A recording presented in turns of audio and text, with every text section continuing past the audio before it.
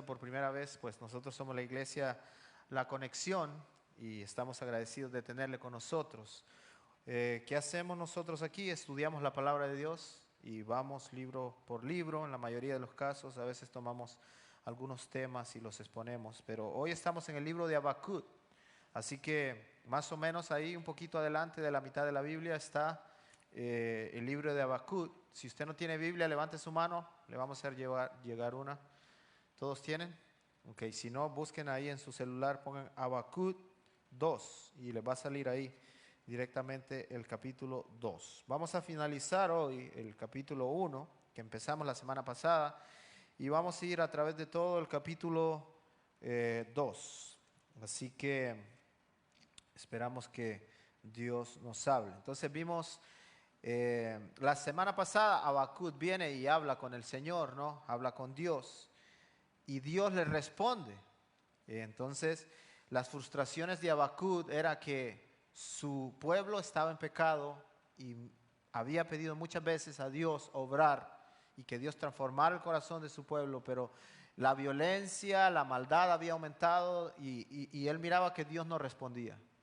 Entonces, él ora nuevamente a Dios y Dios finalmente responde, ¿verdad? Y la respuesta de Dios era una respuesta inesperada. La respuesta de Dios era, bueno, tú quieres que yo obre, entonces esto va a ser lo que va a pasar. Yo voy a mandar juicio sobre el pueblo de Israel por la desobediencia del mismo pueblo, algo que él no esperaba. Pero la mayoría de los profetas, o muchos de ellos, cada vez que Dios traía juicio contra Israel y Dios lo proclamaba, entonces pasaba algo. Venían ellos y clamaban a Dios y le decían: Dios, por favor, no traigas este juicio contra nosotros. Tú eres un Dios misericordioso, y apelaban al carácter de Dios. Y aquí en el capítulo 1, lo que hace Habacuc es apelar al carácter de Dios y decirle: Dios, ¿cómo puede ser que tú nos juzgues con una nación tan perversa? Acuérdate de tú quién eres, acuérdate de lo que tú has hecho en el pasado. Acuérdate tú eres un Dios misericordioso, un Dios santo. Y comienza a hablarle y intercede en una forma, en alguna forma por su pueblo, ¿no? Entonces, pero Dios juzgaría al pueblo, Dios lo ha dicho, pero este hombre clama a Dios. Y Dios pudo haber juzgado de diferentes maneras, ¿no? Dios pudo haber traído fuego contra esta ciudad perversa, como lo hizo contra Sodoma y Gomorra. Recuerdan que ahí alguien intercedió por las ciudades de Sodoma y Gomorra. Cuando el pueblo de Israel también se rebeló en el desierto, Moisés intercedió por el pueblo. Entonces eso es lo que Habacuc está haciendo, está intercediendo por el pueblo de Israel, porque no está contento con lo que Dios va a hacer. Entonces él apela al carácter de Dios. Entonces la idea principal de aquí es que de Habacuc, desde el versículo 11, es que él está pensando: ¿cómo se te ocurre, Dios, hacer algo así? Él es más un reclamo a Dios. Y la razón es cómo Dios va a traer juicio de esta manera. Entonces, él está pensando cómo Dios va a utilizar a Babilonia como un instrumento de juicio a ellos, cuando Babilonia merece más juicio que Israel. Ese es el pensamiento de Habacuc. En otras palabras, él razona y dice: Dios, nosotros somos más santos que Babilonia. Entonces, ¿cómo puedes juzgarnos por medio de ellos? Entonces, la oración de Habacuc es una que se encuentra muy poco en la Biblia, porque le habla de una manera bruta y un poco irrespetuoso, podríamos decirle, a Dios.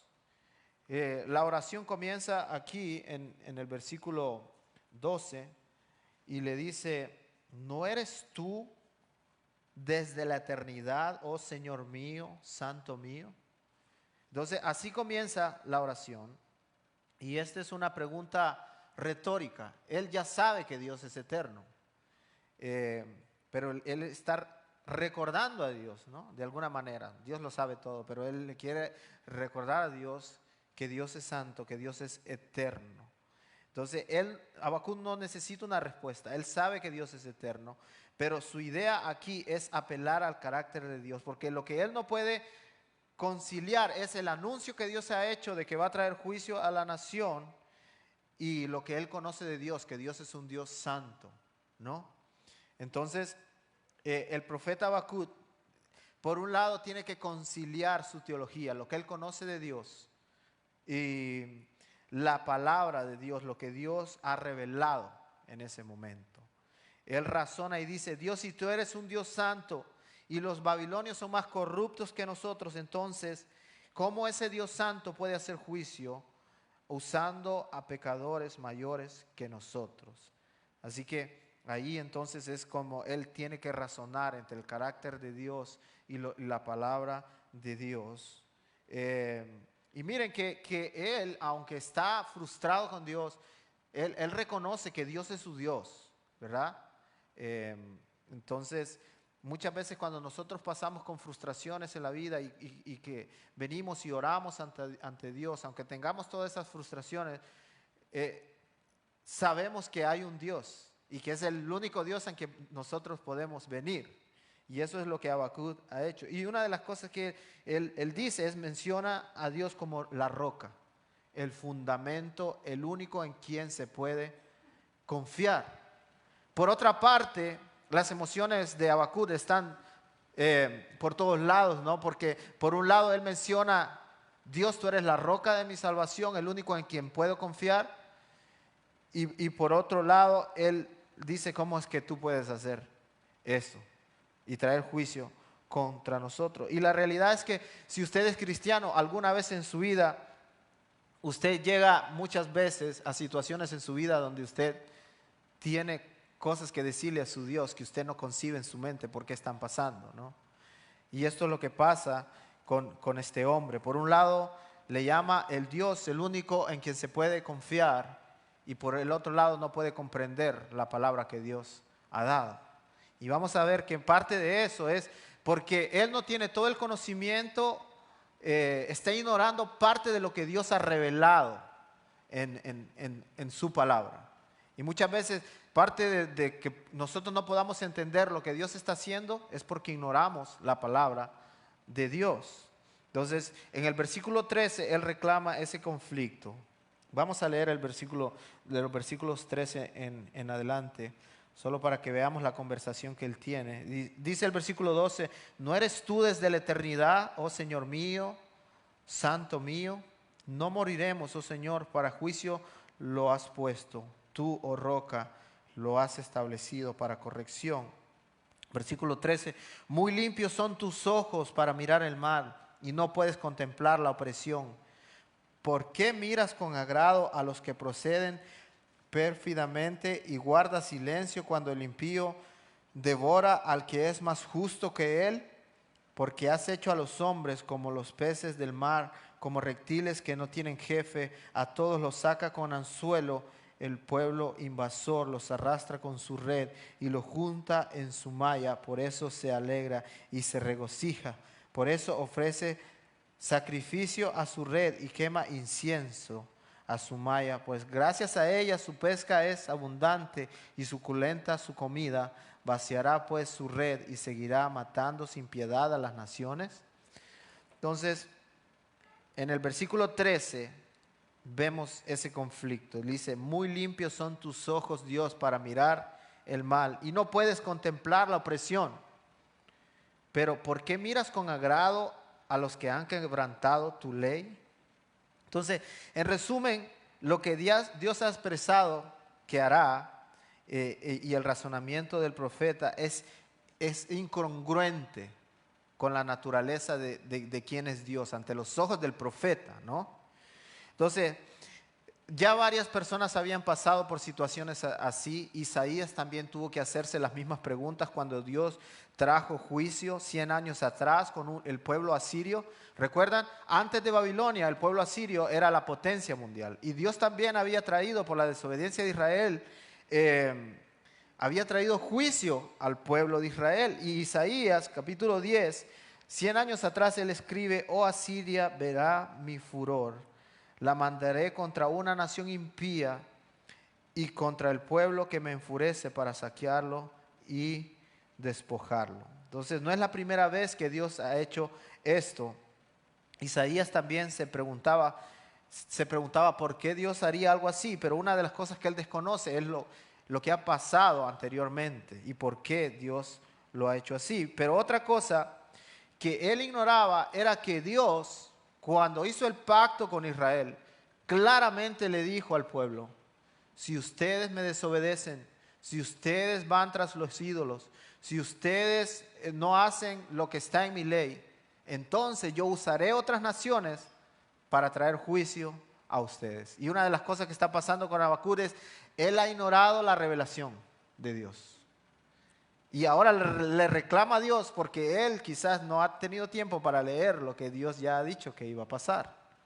Entonces, Deuteronomio 28:37 dice, esa es la ley de Jehová, ¿no? Cuando se le está repitiendo a una segunda generación lo que Dios haría si no obedecía.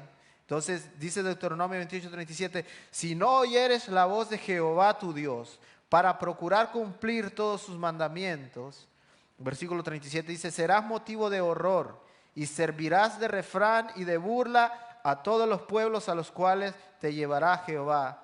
Dios, hermanos, ya había hablado, ¿no? Este procedimiento ya estaba en el manual. Si ellos no obedecían, serían la burla de otros pueblos. ¿No le parece? A veces nosotros nos sorprendemos de por qué Dios hace cosas. Y a veces nos sorprendemos de por qué Dios hace cosas contra las acciones que nosotros hacemos. Pero a veces es que Dios ya ha revelado que si nosotros desobedecemos de tal manera, entonces nos va a venir la disciplina del Señor. Dios es bien claro, Él es transparente y es justo. Y es tan bueno Dios que nos dice desde antemano las cosas. Dios pudo haber traído juicio sin necesidad de avisarle al pueblo de Israel.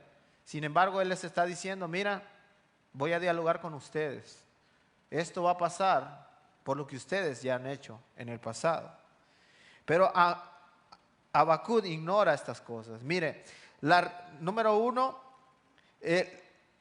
Habacuc ignora que Dios ya ha hablado al respecto y que Dios ha dicho que sin obediencia, no habría bendición, que ellos serían la burla de otros.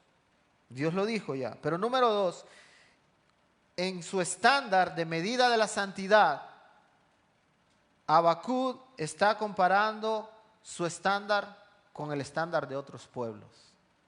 Entonces, él no está preocupado por la ofensa que el pueblo ha hecho a Dios. Y ese es un problema de muchos de nosotros. Muchos de nosotros nos comparamos. Yo estoy haciendo mejor las cosas que otra persona, ¿no? Que otros pueblos quizás. Y me siento un poco grande porque yo estoy haciendo las cosas mejores que otros. Pero cuando yo me comparo con la santidad de Dios, hermanos, ahí es donde todos quedamos humillados. Porque ante un Dios 3 veces santo no hay nadie que pueda mantenerse de pie cuando Él decida juzgar. Y eso es lo que está pasando con Habacuc. Muchas de las frustraciones de Habacuc es porque él no reconoce que ante un Dios santo ellos también son culpables, tal como lo es culpable Babilonia. Y entonces no hay motivo para gloriarse de ninguna manera, ni para sentirse superiores a Babilonia. Entonces hubiese sido más fácil para Habacuc si hubiese tenido presente que, número uno, Dios ya había revelado desde el principio lo que le iba a pasar si desobedecían. Y número dos, que la santidad del pueblo no se mide midiéndose con otros pueblos, sino que la santidad del pueblo se medía de una manera vertical, midiéndose con la santidad del Dios que ellos habían sido llamados a adorar. Y en eso es lo que han fallado. Sus corazones están lejos de Dios.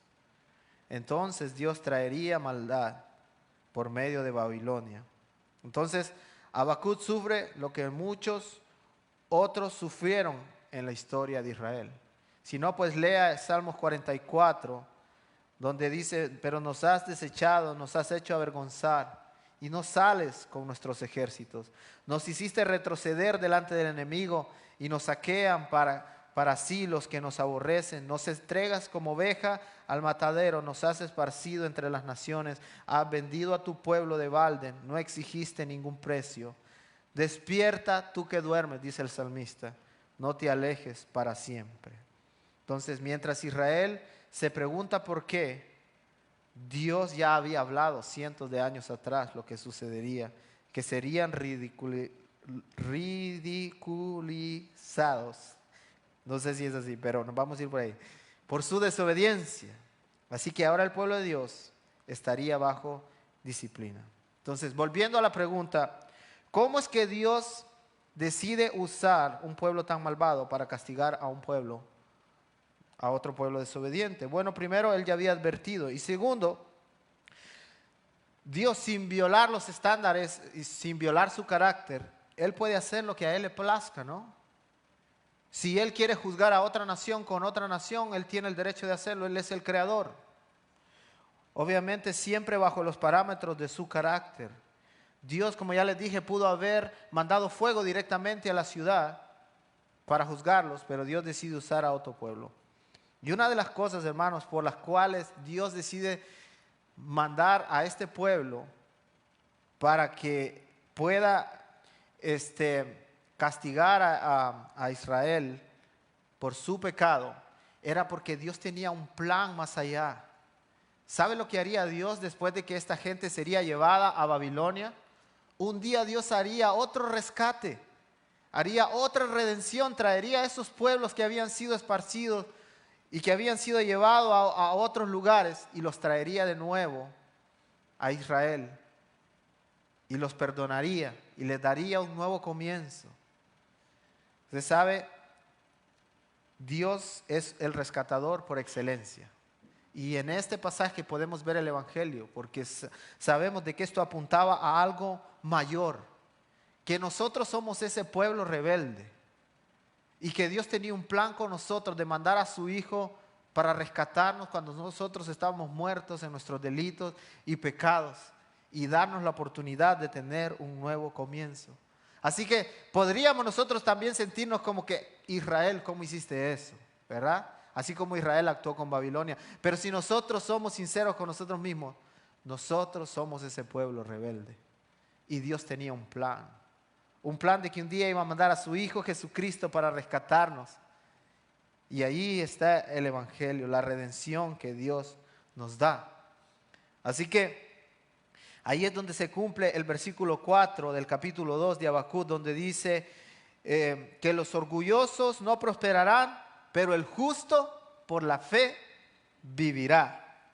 Pablo citó este versículo allá en Romanos, en Romanos 1:17, y es uno de los versículos que le ha traído paz a muchas personas.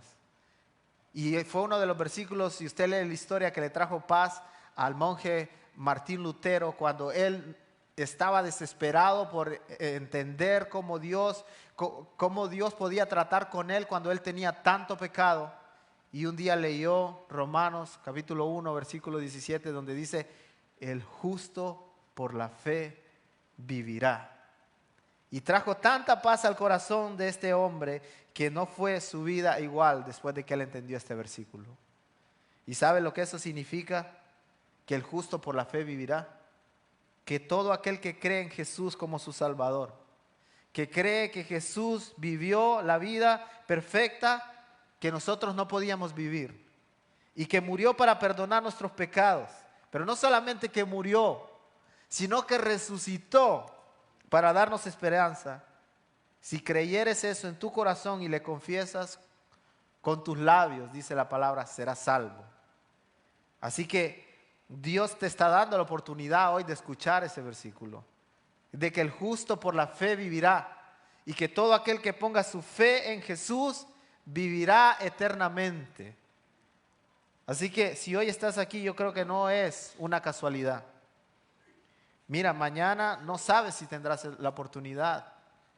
El día de decirle a Jesús, te entrego mis pecados, dame el perdón que necesito, es hoy. Reconoce tu pecado y entrégale tu vida a Cristo. Pero continuando con nuestra idea, ¿cómo un Dios permite que naciones y los poderosos hagan de las suyas en este mundo, la respuesta que Dios le dio a Habacuc y que nos está dando a nosotros es: no es para siempre, no es para siempre. Dios juzgaría a Israel por su maldad, pero también Dios juzgaría a Babilonia por la gran maldad que ellos habían hecho, no solo a Israel, pero a todos los pueblos que ellos conquistaron. Dios juzgaría a Babilonia también. De hecho, cuando usted lee Apocalipsis, capítulo 18, se menciona el juicio a la gran Babilonia. Y no está hablando de la Babilonia que existía en el tiempo antiguo, sino que Babilonia es una representación de toda la maldad que hay en el mundo.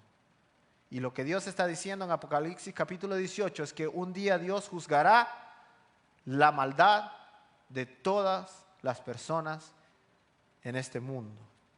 Así que algunos juicios que le vendrían a Babilonia están ahí en el capítulo 2. Y solo para darles un resumen, en el versículo 3 dice: porque es aún visión para el tiempo señalado, se apresura hacia el fin y no defraudará, aunque tarde, espérala, porque ciertamente verdad vendrá y no tardará. Entonces, lo que Dios le está diciendo a Habacuc es: aunque tardare la visión que yo te voy a dar, Habacuc, espérala, porque un día Dios juzgará a los malos. Dios juzgará a Babilonia, Dios juzgaría a Babilonia, hermanos, y no solamente viéndolo como una ciudad, pero Dios juzgará a todo hombre, a toda nación, a todo imperio o individuo o grupo político o malhechor que pretende salirse con las suyas ante la presencia de un Dios vivo. Vivimos en un mundo roto. Quizás todos aquí hemos sido dañados por alguien. Quizás ese alguien es una de las razones por las cuales tu alma anhela que Dios apresure su venida y traiga justicia. Y eso está bien. Y Dios ha permitido que cosas malas nos pasen para que nosotros nos mantengamos en la perspectiva de su segunda venida. Porque si no, no estaríamos esperándolo. Pero también, hermanos, Dios hará justicia. Y ante todo aquel que ha hecho mal, Dios lo juzgará. No será para siempre. Así que déjame recordarte algo. Dios puede hacer justicia con aquellos que nos han dañado de dos formas. Número uno, Él puede hacer justicia de la misma manera que lo hizo contigo, perdonando a aquellos que han pecado porque castigó a su propio Hijo en la cruz y le dio perdón a esa persona. Pero puede hacer justicia de la segunda forma también. Si esa persona no se arrepiente, Dios hará justicia ante toda persona mala. Y esa persona en el día final beberá toda la ira de Dios. Así que, hermano, no se angustie. Nadie se escapará sin recibir lo que merece. Espere la visión, como le dijo Habacuc, que un día llegará Dios a hacer justicia. No tardará, llegará el día. Y Dios dice: no hagan justicia a ustedes, porque sabe, si nosotros hiciéramos justicia, muchas veces daríamos un poco más de lo que nos hicieron. Pero Dios no va a dar más, Dios no va a dar menos a aquellos que han sido injustos en este mundo. Y esto le esperaba a Babilonia. 4 juicios divididos en diferentes partes se mencionan aquí. Una de las cosas que dice allí en los versículos del 6 al 8 es que aquellos que saquearon, hablando de Babilonia, de esa misma manera serán saqueados, les dice Dios. Le dice: porque has saqueado a muchas naciones, dice el versículo 8, todos los demás pueblos te despojarán a ti. Babilonia no solo saqueaba a los pueblos, sino que después de haberlos conquistado, les ponía una renta. Les decía: ustedes cada mes van a pagar tanto de dinero y vamos a venir cada mes a entrar a este pueblo, y si no tienen listo ese dinero, ustedes van a sufrir. Y Dios le está diciendo: de esa misma manera que ustedes hicieron con esos otros pueblos, exactamente se les hará a ustedes. Así que Dios le dice a Habacuc: tranquilo, Dios juzgará un día. Escucha y espera que un día esta visión se cumplirá. Proverbios 14:31 dice, la segunda cosa que le vendría a Babilonia sería que su inseguridad se volvería en inseguridad. Ustedes recuerdan lo que yo les dije, Babilonia se sentía la más grande. Ellos se reían de los reyes que estaban ahí en ese pueblo que ellos iban a conquistar. Y ellos decían, ese rey no tiene esperanza porque el día de mañana nosotros lo vamos a conquistar. Entonces, dice el versículo 10, has tramado cosa vergonzosa para tu casa, destruyendo a muchos pueblos, pecando contra ti mismo. Aquella persona que peca no se da cuenta de que ellos están haciendo algo terrible para ellos en el futuro. Porque lo mismo que ellos hagan, lo mismo les va a regresar. Es la ley que Dios ha puesto, ya sea ahora o en el día que el Señor venga. Entonces era lo que estaba haciendo Babilonia. Proverbios nos dice algo similar a esta idea. Dice, mas ellos a su propia sangre ponen acechanzas y a sus almas tienden trampa. Tales son las sendas de todo el que es dado a la codicia, lo cual quita la vida de sus poseedores. Entonces, hermano, hay un engaño en pensar que nosotros nos saldremos con la nuestra cuando nosotros hacemos mal a alguien. O cuando nosotros actuamos de manera pecaminosa para agrandarnos a nosotros mismos o para hacer daño a otras personas. Eso más bien es una desgracia que nos vendrá a nosotros mismos. Así que un día aquellos que han hecho mal se enfrentarán a aquel que lo ve todo, el Dios Todopoderoso. Ustedes recuerdan Génesis capítulo 4, el mundo acaba de ser construido.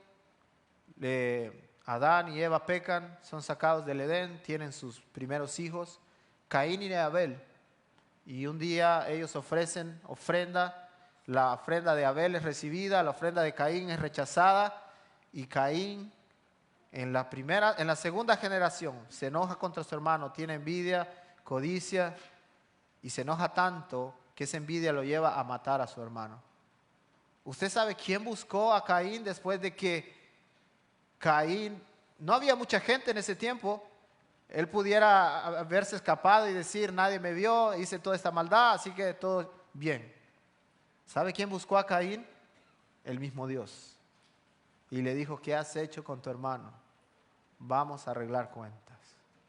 Pero una de las cosas lindas que Dios le dijo a Caín es, si tú te arrepientes de lo que tú has hecho, podríamos comenzar de nuevo. No nos dice la historia lo que sucedió, pero ese es el Dios misericordioso a quien nosotros servimos, que muchas veces, aún en las peores cosas que nosotros hemos hecho, Dios se acerca a nosotros y nos dice, arrepiéntete de lo que has hecho y comencemos de nuevo. Pero también hay muchas personas que no escuchan a ese Dios y no se arrepienten, entonces Dios arreglará las cuentas un día. Entonces Babilonia sería devastada y su civilización sería destruida. Ese es otro de los juicios. Dice, ay de aquel que edifica una ciudad con sangre, versículo 13, y funda un pueblo con violencia. En vano se emplearon en crecer, dice el versículo 14, cuando ellos caigan, la tierra se llenará de la gloria de Dios cuando vean el juicio. ¿Qué significa? ¿Qué significa eso? Significa que Dios se exaltará el día que Dios traiga juicio ante Babilonia, pues verían quién es el que manda, el Dios del universo. Los versículos 16 y 17 dice, su gloria se tornará en vergüenza. Versículo 17, porque la violencia te cubrirá a causa de la sangre humana y la violencia hecha a la tierra. Está hablando a Babilonia nuevamente. Entonces, hermanos, ¿a dónde recurrimos nosotros cuando vemos tanta maldad en el mundo? Recurrimos a la esperanza de que nosotros adoramos a un Dios justo, que va a hacer justicia un día. Esta semana nosotros nos dimos cuenta que a unos amigos cercanos de mi esposa que viven en Haití como misioneros los asesinaron por ser cristianos. Muchos de los misioneros, por la situación que hay en Haití, han salido. Ellos se quedaron porque trabajaban en un orfanato por amor a esa gente. La misma gente que un día vendría y los asesinaría, ¿no? Así que salió por todas las noticias, esa es una noticia nacional. Y la pregunta que nosotros nos haríamos es, ¿qué querían estos hombres? ¿Por qué matar a estas personas de una manera tan horrorosa? Y quizás hay muchos que van a pedir justicia, otros piensan en el legado que esta pareja dejó de sacrificio y muerte por el Señor. Y yo pensaba en todo lo bueno que podía salir de esto, pero por otro lado pensaba en la justicia, ¿no? ¿Quedará esto impune? ¿Algún día estos hombres pagarán por lo que ellos han hecho? ¿Hará justicia? La respuesta es sí. Dios hará justicia ante todo hombre derramador de sangre inocente. Y no más ni menos, sino que Dios dará lo que ellos merecen. Así que yo pienso también en presidentes que han saqueado y que han abusado del pueblo y que han gobernado de una mala manera. Dios también juzgará. Pienso en aquellos hombres que han sido abusivos con sus familias y quizás con sus hijos y nunca nadie les ha dicho nada y la justicia no ha hecho nada. Y quizás en nuestros países, en lugares donde no se hace justicia, ¿pagarán esos hombres? Sí, pagarán en su tiempo debido. Si no se arrepienten, recibirán toda la ira de Dios. Pienso en aquellos hombres que han sido abusivos con sus familias, que han maltratado a sus hijos, sus mujeres y que les han causado heridas de por vida. El ojo de Jehová mira todo eso y ninguna injusticia quedará impune. Pienso en aquellos que se han hecho ricos con negocios ilícitos y que maltratan al pobre, aquellos que usan su poder para obtener ganancias, aquellos que derraman sangre, los que abusan de los inocentes. Dios tiene un día para esas personas. Si ellos no se agarran de Cristo Jesús, ellos recibirán la ira de Dios. Así que, ¿cómo terminamos un mensaje como estos?